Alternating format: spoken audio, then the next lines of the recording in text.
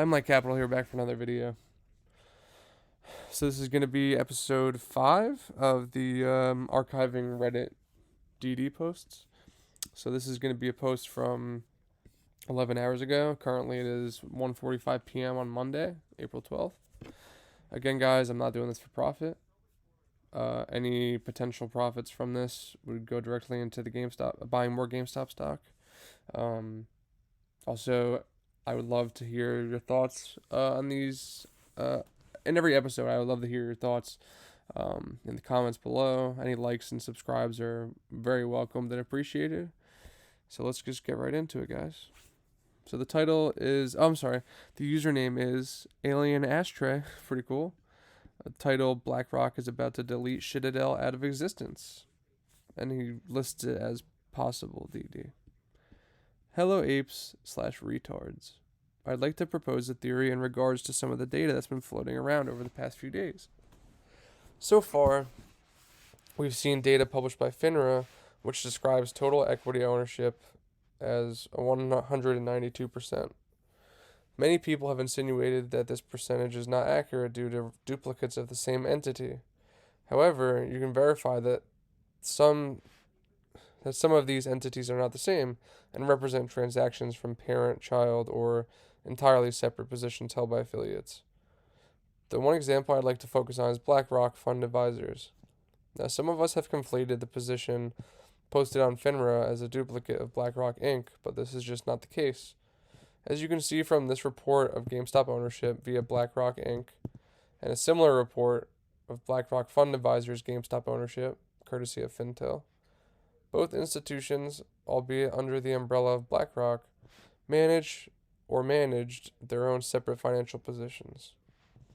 One of the interesting details in the Fintel data is that sometime around the end of 2016, BlackRock Fund Advisors stopped reporting its position in GameStop, and around the same time BlackRock Inc. began reporting a position, likely due to a transfer of ownership from one affiliate to another, child to parent in this case. Great, but why is this important? Well, if you check FINRA's recent data once more, you'll notice that BlackRock Fund Advisors is listed once again, separate from BlackRock Inc., and with a 14 million share position change.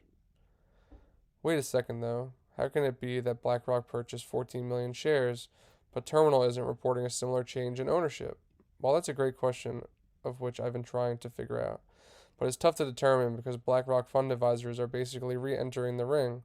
I presume that Bloomberg Terminal data only displays static institutional ownership change, either in plus or minus 5% changes, via 13F filings. But if BlackRock Fund Advisors had not been registered as a subsidiary shareholder up until recently, and then all of a sudden, within the span of a month, decided to purchase 14 million shares from the open market, Terminal may not be picking up that data, at least for the time being. So BlackRock has been purchasing shares from the open market for the past month or so via a subsidiary that is not represented in Terminal. On top of that, most of those shares are probably synthetic.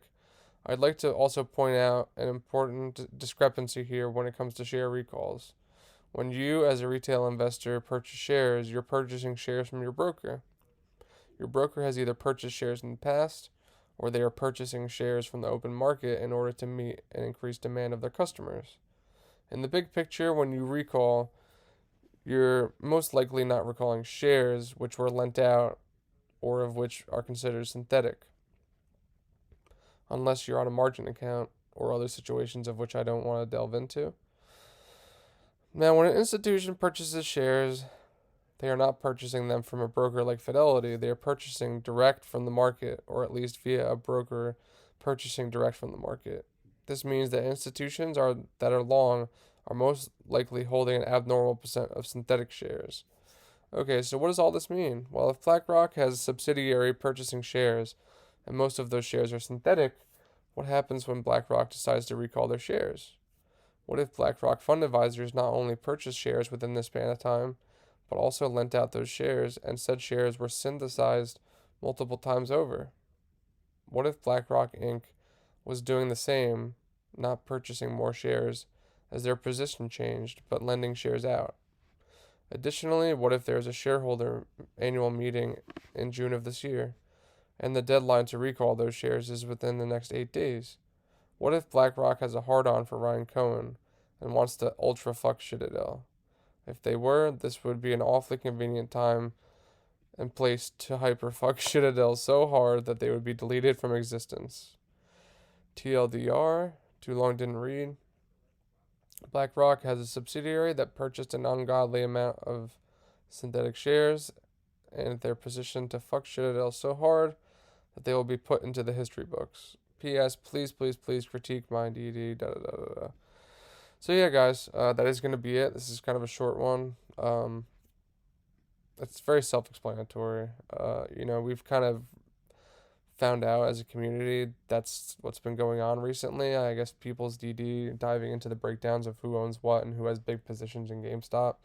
It's kind of become clear that BlackRock is basically on Ryan Cohen's side, or I would say there's no sides, but they would lean closer to our side. They're long on GameStop.